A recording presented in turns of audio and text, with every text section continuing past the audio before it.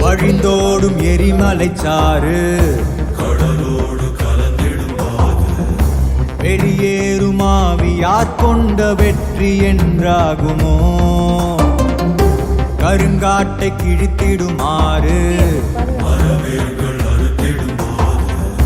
தடையாகும் பாதை யார் கொண்ட தோல்வி என்றாகுமோ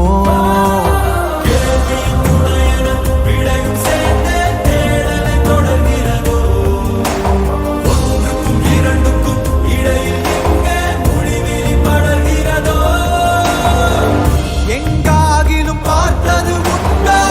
நீருடன் சேர்ந்தது உண்டோ யார் யாரினை விழுங்குவர் என்பதை சொல்வார்